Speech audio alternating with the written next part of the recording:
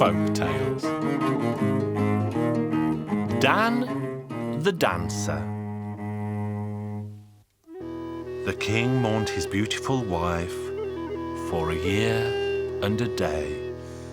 When his mourning was over, he had it announced all over the land that he would marry any maiden who could spin yarn of gold. One old woman heard this news and rushed home to her house to tell her ugly daughter. "Well, my dear, could you spin yarn of gold out of string?" Her daughter set about thinking and soon set her heart on becoming queen. Once, when her mother was away in the village, she shut all the doors, covered all the windows so as not to be seen by anybody, and began to spin yarn. She kept on at it for quite some time, but there was no way she could make yarn of gold out of old string. "Oh, I can't go on like this. If someone taught me how to spin yarn of gold, I'd give him my body and my soul, even if he was the devil himself." "Here I am, sweetheart. What do you wish?" The girl told him what, and asked him to teach her how to spin yarn of gold out of simple string. She said she'd give him anything he asked. "I'll teach you if you give me your body and your soul in a year from now." The girl agreed. "Sit here on this stool with your back to the door like me, you see. Then say 3 times, Devla, Devla disako." Then the devil began to spin yarn and, believe it or not, yarn of gold came spinning off the spinning wheel. Then the girl too sat down on the little stool with her back to the door and repeated 3 times, Devla, Devla disako. Then she set about spinning and, miracle of miracles, yarn of gold began to spin off the spinning wheel onto the spindle in her hand. "Well, my dear, I'll leave you now, but I'll be back when the year has passed. Do you understand our bargain?" I do, but before you go, please tell me your name." "I won't do that, but if you can guess, I won't take you away when the year's over." Then the girl carried on spinning until the candles had to be lit. And then her mother came home. "Goodness, my dear, is what I see true? Can you really make yarn of gold out of old string?" "Yes, I can, Mother. Hurry right away and tell the king the news."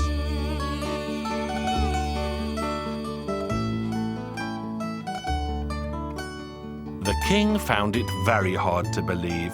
"Well, your majesty, I swear upon my life it's true. Come and see for yourself." So the king set off to see for himself with 6 ministers, counts, barons, and generals. Not even the old oven had ever seen so many lords of the land gather together before. It stood there gaping with its mouth so wide that it was unable to shut it ever again. Then the king and his lords all sat down and watched how the ugly girl spun yarn of gold out of string.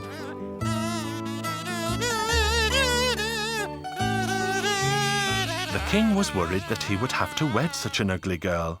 But what else could he do? He sent a carriage drawn by 4 horses to fetch the girl, summoned a priest, and married her right away. The king slowly became accustomed to his new wife's looks, and soon he no longer saw her as ugly. They lived like this for quite some time, but as the days passed, the poor girl turned queen became sadder and sadder. "What will become of me when the year is over?" Both the king and the courtiers tried to cheer the queen up, but in vain.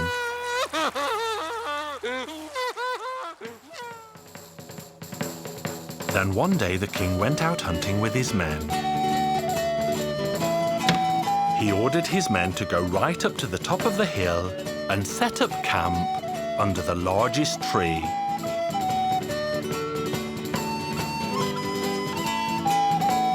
"We have a problem, your majesty. We can't set up camp under the largest tree because a small man shaped like a monster has made a fire there. Maybe we shouldn't go there at all." "On the contrary, we'll go and see who it is, even if it's the devil himself." And they reached the top of the hill, and there they saw a fire, and around the fire, a tiny man dancing around a huge pot with an enormous wooden spoon. Burn fire, burn flame, in this pot is what I make, a beautiful bride I will take, and Dan the dancer is no fake. As the king caught sight of him, he burst out laughing and went straight home to tell his wife so that she could have a good laugh too. And that's just what happened. The queen laughed so much that it seemed as though she had no worries in the world. Time went slowly by, and the year she had bargained would soon be reached at noon that day. On the strike of 12, just as the king and queen were about to eat a delicious bowl of soup, there was a knocking on the door. The queen could guess who it was. "Who is it?" "It's me, sweetheart, the one who taught you how to spin yarn of gold out of string. The year's up and I've come to take you away. If you can say who I am, you can stay." "You mean your name?" "It's Dan the dancer. And to hell with you." Upon this, the little man burst with rage and slammed against the door, and all that was left of him was a big blob of tar. Then the king asked his wife how she knew who the man was. In her great fright, she told him all that had happened. "Well, my love, if you can still spin yarn of gold out of old string after this, you can stay. But if you can't, you must leave here and never return." So the woman sat down and said, "Devla, devla disako," and she began to spin. But it was no use. No yarn of gold would come off the spinning wheel. The woman had a fit, and in her rage, she flew against the door. There she turned into tar just like the devil. All the shoemakers and bootmakers went there from then on whenever they needed tar. And if I'm not mistaken, they go there still.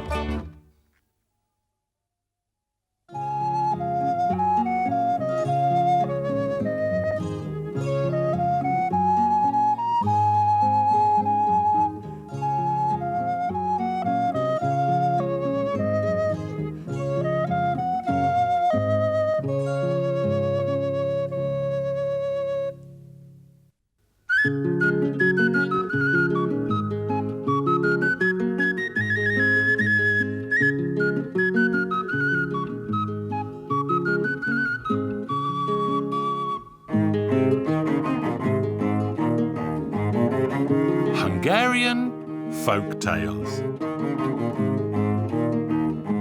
The Witch. Once upon a time, there lived an old man who had 3 sons. When all 3 were fully grown, they decided to marry and told their father of their wish. "Very well, but one at a time. I want you all to take a walk, and the one who returns with the prettiest flowers will be the first to marry." The 2 elder brothers did not even leave the village. Both of them had a sweetheart, so each of them brought a nice bunch of flowers back to their father. The youngest son, however, had no sweetheart, so he went out of the town to look for flowers. He walked and he walked until he eventually came to a vast forest, in the middle of which he came across an old palace surrounded by a flower garden. "Oh, if only I could pick flowers in this beautiful garden." The youngest son was still standing there when a witch appeared in the garden and asked him, "Why are you so sad, my child?" Then the young man told her what his problem was. "If all you need are flowers, come with me and I shall give you some." Then she took him into the garden and picked a bunch of beautiful flowers. As soon as the poor man caught sight of the flowers, he said to his eldest sons, "Well, sons, it will be your younger brother who will marry first, because he has returned with the best blossoms." But the elder brothers complained to their father so bitterly that he eventually agreed to set a second test. "Very well, the second test shall be he who brings back the prettiest kerchief shall be the one to marry first." So the sons went off, the 2 elder ones to their sweethearts in the village, and the youngest one to the witch in the forest. "What do you need this time, my child?" The youngest son told her, and so the old witch went back into the palace and brought the young man a beautiful gold-trimmed kerchief that bedazzled the boy. The 2 elder brothers also brought a kerchief each, but the youngest son's was by far the loveliest of the lot.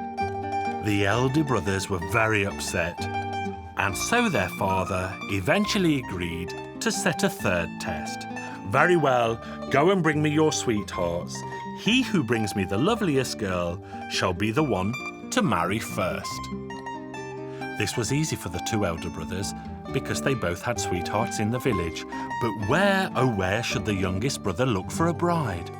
Who could he take to his father? Should he fetch the old witch who had given him the flowers and the kerchief? So the youngest son set off with his head hung low. He walked into the forest, stopped in front of the palace, and leaned against the fence with a face as sad as the autumn rain. "What's the matter with you, my child?" "Oh, don't even ask me what the matter is. My father told us that the son who took the prettiest sweetheart home would be the first to marry." "Don't hang your head, my child, but come with me to the palace. Here's a fireplace, make a fire. With every flame that flickers up, a witch will appear before your eyes. Fear not and stand bravely there until you see the last and ugliest witch of all that will have a bunch of keys between her teeth. Then you need to snatch the keys, otherwise the rest of the witches will tear you apart. And now the rest is up to you." Saying nothing more, the old witch vanished. The young man made a fire in the fireplace, and as the flames began to grow and crackle, a witch emerged from the flames. The youngest son was so afraid that a shiver of fright ran down his spine. Then a second flame leapt forth, producing a second witch. Then many more witches followed this one. Eventually, the last witch appeared with a bunch of keys between her teeth. The youngest son gathered all his courage and snatched the keys, and, wonder of wonders, the ugly witch turned into a beautiful princess. The youngest son was too surprised to speak. All the witches then vanished from the room and were replaced by a throng of graceful maidens. Then the pretty princess said, "You must be very surprised. I'll have you know that I was the old witch who gave you the flowers and the kerchief. You must have been sent here by God, because I was a princess and a spell was cast on me. Had you not appeared, I would have remained an old witch, and now we shall be together for the rest of our natural days." The poor man was in good spirits and said, "Very well, I will let my elder sons marry too." And that they did, and their younger brother gave them each a house with plenty of land. Then the youngest and most fortunate son took his bride back to the palace, where they lived happily ever after.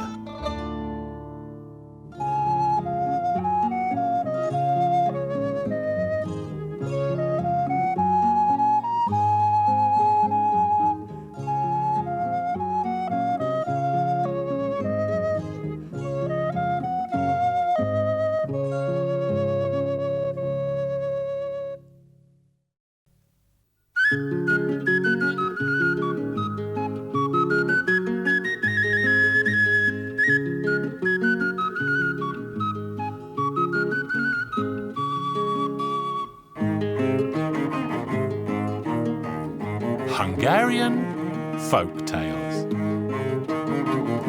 The Princess's Shoes.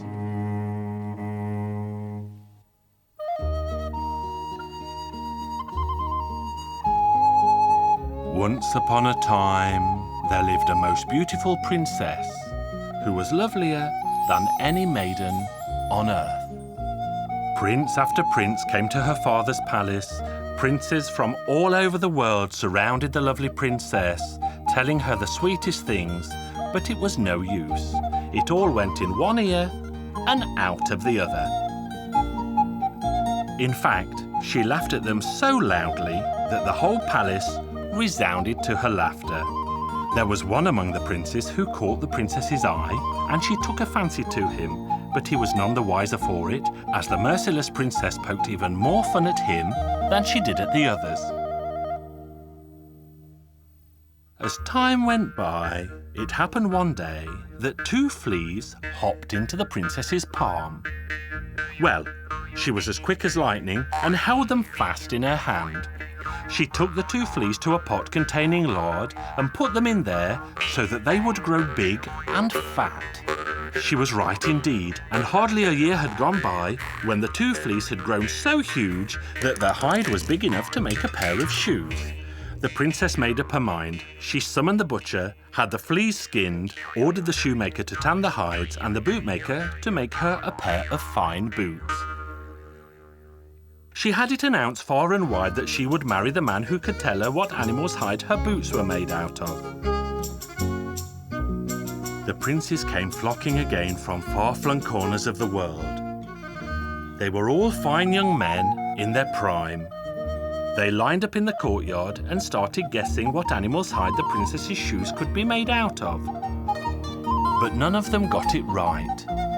Then the princess had taken a liking to, dressed in a beggar's rags, and sneaked into the princess's bedchamber, where he hid in the night, hoping to hear what the princess would tell her maid about the boots. He could not have been more right. The princess had a good laugh at all the silly answers she had been hearing all day and said to her maid, "You'll see, nobody will ever know that my boots have been made out of flea skin." That was enough for the prince. The next day he mingled in his beggar's clothes among the princes, and when his turn came, he uttered, "Your Royal Highness, your boots are made out of flea skin."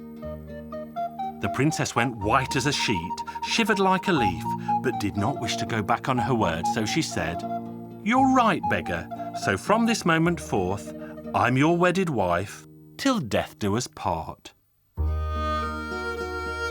"All right, my lovely young wife, but take off your nice silk clothes and put on beggar's rags.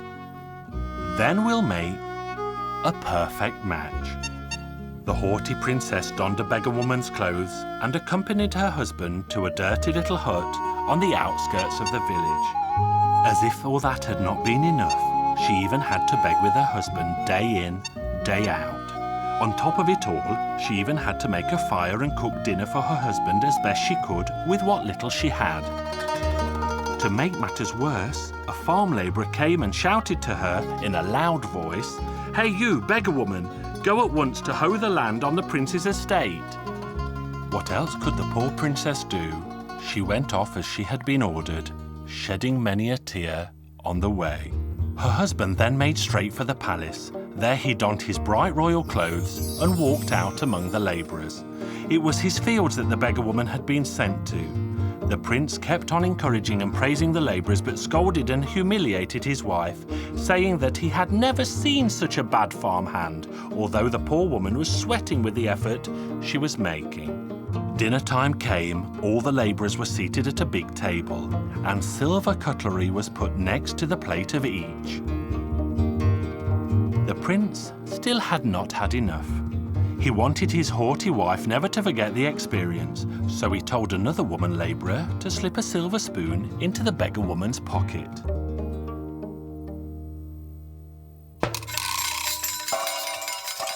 There was a lot of toing and froing after dinner when the servants found a silver spoon was missing. They went through the pockets of all the labourers and found the silver spoon in the beggar woman's pocket. In vain did she swear that she had not stolen it. She was put in a dungeon. By this time, the lesson had been enough. Hardly had the door of the dungeon been locked than the prince had it opened again and walked in to his young wife. There he gently took her by the hand, led her up to the palace and said to her, "All right, your crying days are over. Put on your nice silk clothes again. I've put on mine too, for I was the beggar you married. Do you see now, my dear?" Well, to cut a long story short, they made up and started a new life together that was a joy to see for everyone. I saw it. Make sure you do too.